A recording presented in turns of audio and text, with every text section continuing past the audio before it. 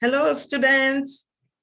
You are welcome to the seventh topic of this course, Edu721, Psychology of Learning. Today, we're treating the topic of transfer of learning. The ability of the individual to apply the previous skills and knowledge they have learned to a new situation is what we refer to as transfer of learning. One of the goals of education is teaching for transfer. That's one of the important goals of education.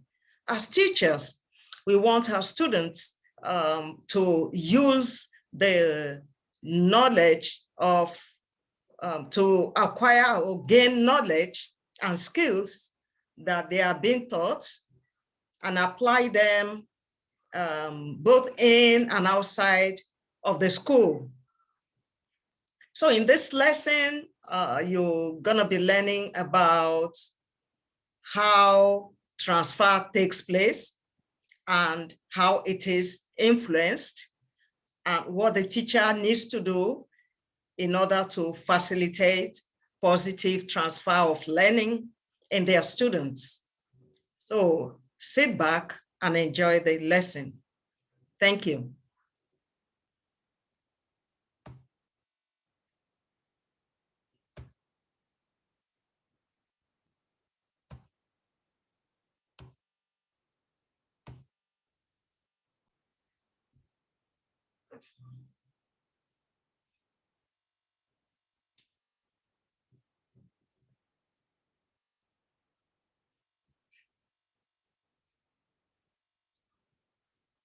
Like I said, we're treating the topic of transfer of learning. And today, being the 20th day of May 2021.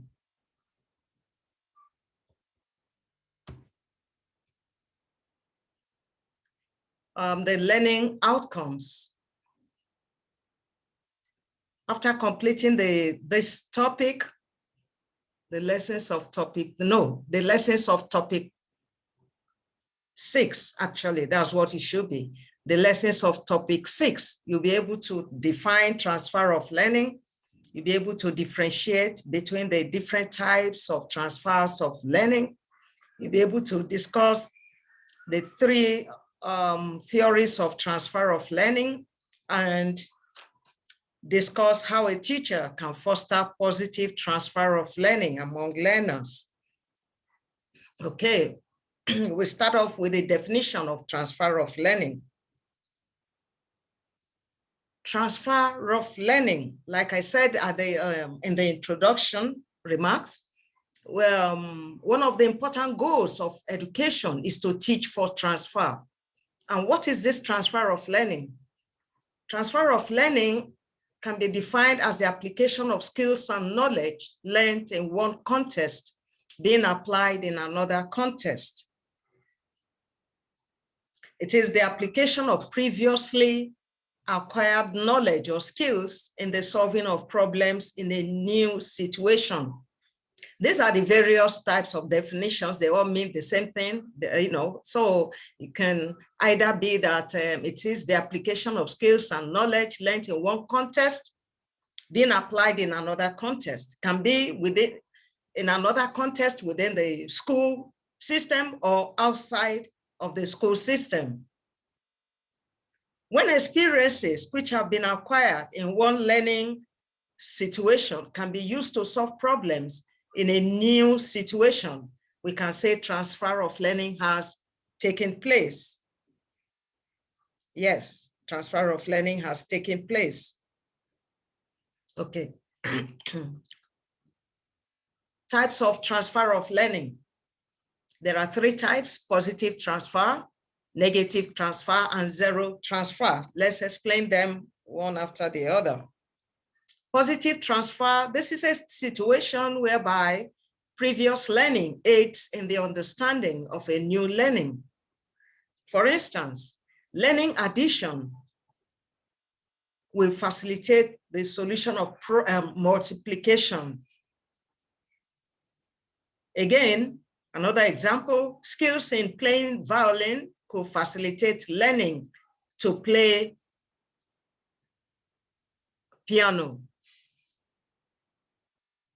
When all this happens, you say positive transfer has taken place. When all this occurs, when somebody has learned how to do addition and uses that knowledge, applies that knowledge in solving a problem in multiplication, yes, you say that person has been able to apply positive transfer. Positive transfer has taken place. Another example, the third one I have, a student who has learned about anatomical parts of human being in a biology lesson should be able to do well when asked to name the anatomical parts of a goat during agriculture lesson. If you are able to do that, if the student is able to do that, yes, that means positive transfer has occurred. Positive transfer is one of the most important goals of every teacher, as every teacher strives to ensure that students learn to apply what they have learned to new situations in and out of school. That is the goal of any learning of any teacher. You want your students to gain knowledge that they can use both in school and out of school. So that is that about positive transfer. Let's look at the aspect of negative transfer. This occurs, negative transfer occurs when something we've learned previously hinders or interferes with present learning. It's just the opposite of positive transfer. But here, negative transfer, something you've learned previously is hindering your present learning. You cannot remember your present learning because of what you have learned previously. Or that the understanding of past skills inhibits the mastery of new ones. For instance, a child that has learned to pronounce B-U-T, B-U-T correctly, now finds it difficult to pronounce P-U-T correctly. Such a child might continuously, you're saying put, is saying boot, or boot, yes, P-U-T. So, but, or saying but instead of put.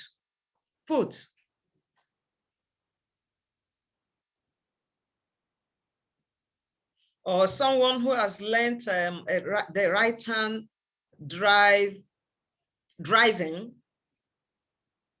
or right-hand driving, hindering the learning of left-hand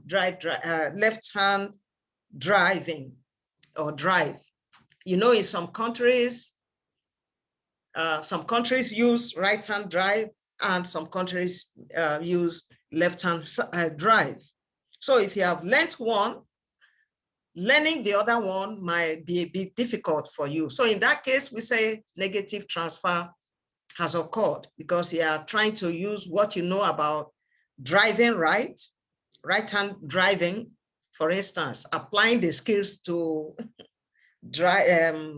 learn the left-hand driving.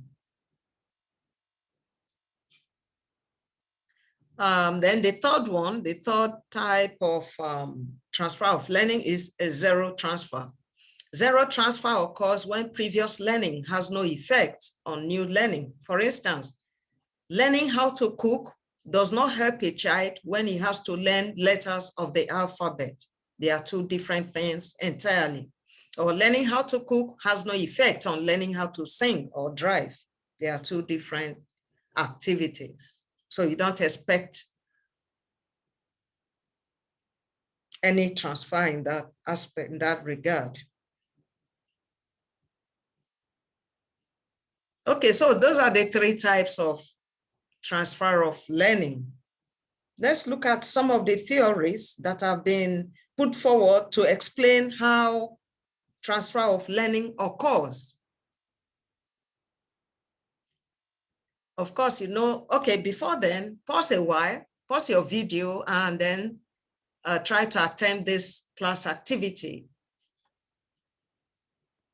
Describe positive and negative transfer of learning.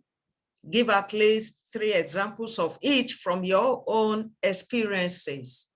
These examples should be based from your own experiences. Okay, so we proceed with the lesson. Theories of transfer of learning. These are theories that attempt to explain how transfer of learning occurs. There are 3 of them. We're going to be looking at these 3 theories and how each of them has been able to explain how transfer of learning occurs from their own respective perspectives. Then we consider first the theory of mental faculties. The basic tenet of this theory is that human mind is subdivided into different powers of faculties like memory, judgment, reasoning, or thinking. These mental faculties could be strengthened in the same way that exercise strengthens the body. The more difficult the mental exercise, the more impact it could have on the faculties. In other words, these faculties were likened to the muscles of the body, which can be strengthened by physical exercise. It was felt that those mental faculties could be strengthened in the same way that exercise strengthens the body. Yes.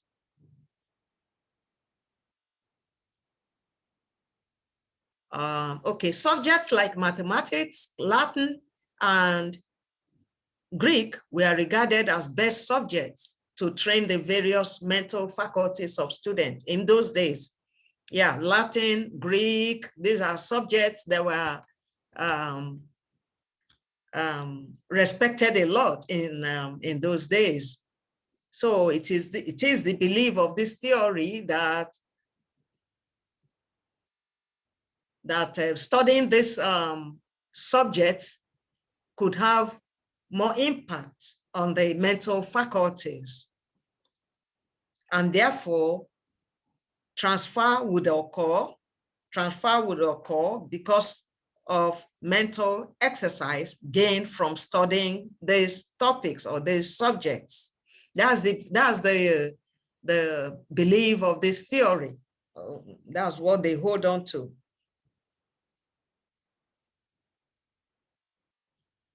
Okay, so let's look at the second theory. That's the theory of identical elements.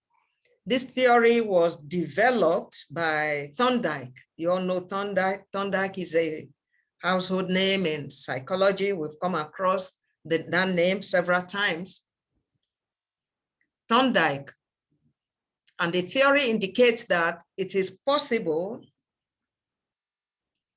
for an individual to transfer the prior skills and knowledge to the new learning, provided both experiences or both learnings are identical. That is the previous learning and the new learning, provided they have or they share things in common. Provided they share things in common, that transfer will automatically take place, beg your pardon, that transfer will automatically take place. This theory the theory suggests that a successful transfer of learning will happen if there are connections or interrelatedness between the old and the new learning. Okay, that has been said. For instance, it is expected that a student who has learned about the anatomical parts of human being in a biology lesson should be able to do well when asked to name anatomical parts of a goat during agriculture lesson.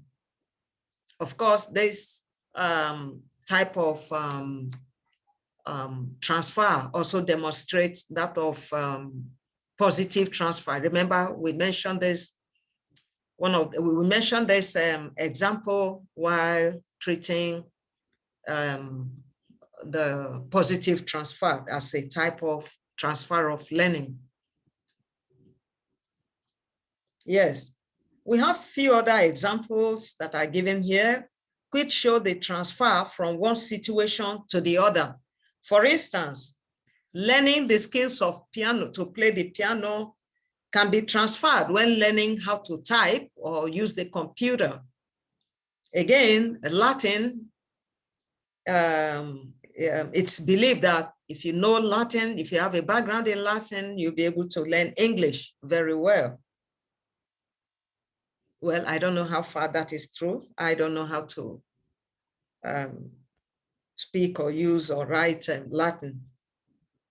Or again, that car driving, the skill of driving a car, if you know how to drive a car and you want to learn how to drive a bus, it will be very easy to transfer.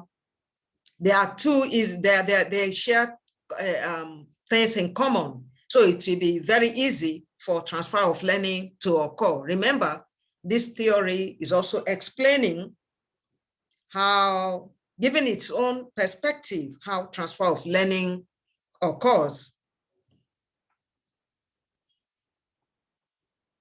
Okay, so that is that about the theory of identical elements. We go on to the theory of generalization, which is the third of the theories of transfer of learning.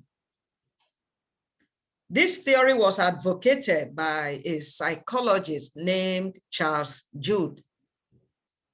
The assumption of the theory is that general principles aid transfer of learning better than segregated or isolated facts.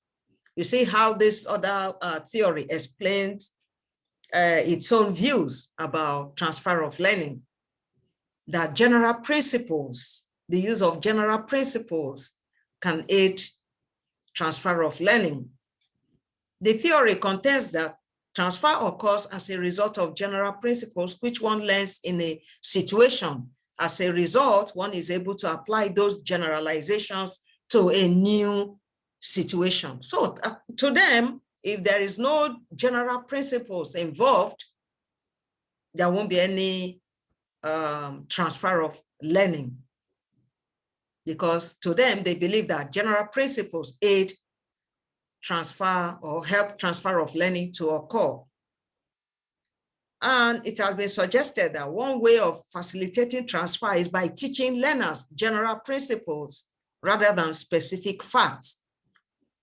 So as teachers, we should also, I think, adopt this strategy. So these theories are being put forward. The different theories we have learned in this course, the purpose of these theories is for us to adopt the principles of the theories in our classroom situations. There are varieties of theories that we have treated right from the beginning of this course. It's just for the aim of teaching you these theories is not just for cramming purposes or just for you to learn, it's for you to apply the principles when in your daily classroom teaching and learning situations. So yes, since they contend that transfer can only occur when general principles are involved, so the teacher can also teach or use general principles when teaching. So the theory is of the opinion that teaching should proceed from general to specifics. Yes. Teach general principles.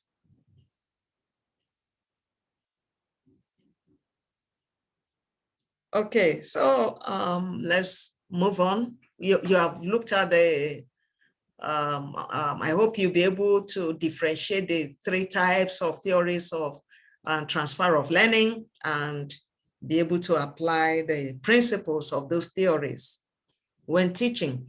What about the classroom implications of transfer of learning? The teacher, some of the classroom implications, we have mentioned them in the course of this discussion, but let's look at them. The teacher should know that transfer of learning will not take place when both the old and new are unrelated. Unrelated, yes, they have to be related. Which theory does that reflect? Yes, you are correct. That's a theory of identical elements. Theory of identical element, that the old and the new learning must share things in common for transfer to occur. Number two, create an active learning environment. Yes, the teacher should create situations in which students become actively involved in the teaching learning activities. Okay, because when the learners are allowed to take active part in teaching learning activities, they will be able to repeat the task when they find themselves in another situation or in solving real life problems. Number three, for a transfer of learning to take place, the teacher should always emphasize the relationship that exists between the subject matter and another. Like the example I gave about somebody learning the anatomical parts of a human being in a biology class and transferring that knowledge in naming the anatomical part of a goat, Yeah. She always emphasized the relationship that exists between the subject matter and another as a teacher in the class. So that will help your student to see the interrelatedness of these subjects that they learn in school. Make sure that general principles are understood. Yeah, what theory is that one reflecting? You are correct. The theory of generalization, teaching general principles. The teacher should provide for a variety of examples in his teaching. The examples can be drawn from live experiences so that the student will be able to see similarities between school learning and live experiences. This will help them to apply what they learn in school to outside life. Yeah, when using examples or instructional aids, they can be drawn from live experiences that the students are familiar with in their environment. This will also aid transfer of learning. Okay, so that is the classroom implications. Please refer also to the lesson notes. There are more implications in the note and more detailed information in that note. Okay, another class activity. That's the second one. Out of these theories of transfer of learning that you have learned, which one do you consider least satisfactory or most satisfactory? Give reasons for your choice. And then you're asked to visit the discussion forum created for discussion on the above topic and post your reply in the forum. Okay. So, so that is that. With that, we come to the end of this lesson. I hope we find it interesting. You have learned that transfer of learning is an important aspect of teaching, learning, since the ultimate goal of schooling is to help students to transfer what they have learned in school to real life situations. It is my belief that the knowledge gained in this lesson will help the teachers on the action programs that they can facilitate transfer of learning. So I want to call it a day. Thank you and see you next time.